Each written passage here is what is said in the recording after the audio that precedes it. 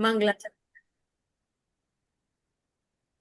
मोक्षमार्गस्य नेतारं भेतारं कर्मभूभृतां ज्ञातारं विश्वतत्त्वानां वन्दे तद्गुणलब्धये। वन्दे तद्गुणलब्धये। बोले उमा स्वामी महाराज की जय। द्वादशांग जिनवाणी माता की जय। जैन धर्म की जय। एक बार एक से लेकर के चार सूत्र तक चांदनी पढ़ो।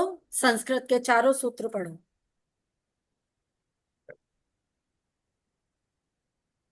आश्रव निरोध संवर स गुप्ति समिति धर्मानुप्रेक्षा परिचय चारित्रय तपसा निर्जरा च सम्यक योग निग्रहो गुप्ति गुप्ति है। गुप्ती ही। ठीक है। गुप्ति ही। हाँ चलिए पांचवा सूत्र। इन चारों सूत्रों में कोई प्रॉब्लम है? कल पढ़ी थी हमने। आ गया समझ में?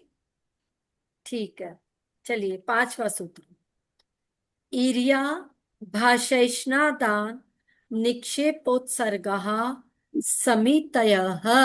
हाँ दीपा दीदी पढ़ो सूत्र। ईर्या भाषेषणादान निक्षेपोत्सर्गाः समितयः।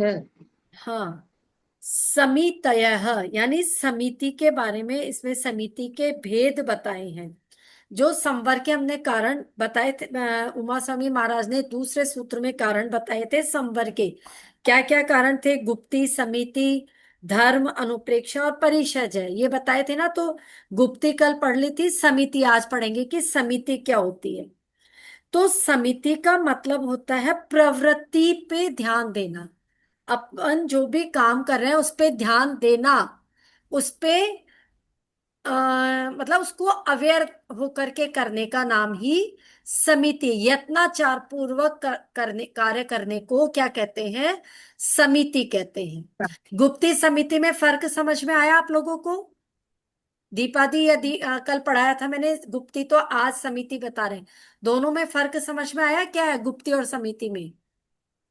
हाँ गुप्ती तो कहती है कि पूरी तरह से जो स्वच्छंद प्रवृत्ति है उस पर कंट्रोल कर लो पूरी तरह से। जबकि समिति क्या कहती है? जैसे एक उदाहरण बताया था, गुप्ती तो कहती है मौन रहो, बिल्कुल चुप रहो, बोलो ही मत।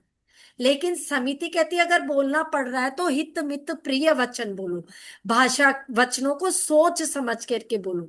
ये फर्क है दोनों में, ठीक है। हाँ तो समिति का हम पढ़ रहे हैं तो कितने भेद है समिति के देखो। ईरिया पहला हो गई ईरिया समिति।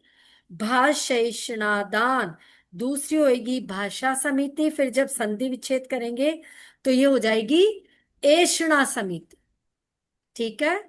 फिर उसके बाद में यहां से आ शब्द निकल जाएगा, ऐषणा है ना, यहां से तो आदान निक्षेपण समिति। फिर निक्षेपोत्सर्ग है तो निक्षेप, यहां से उस निकल जाएगा तो उत्सर्ग।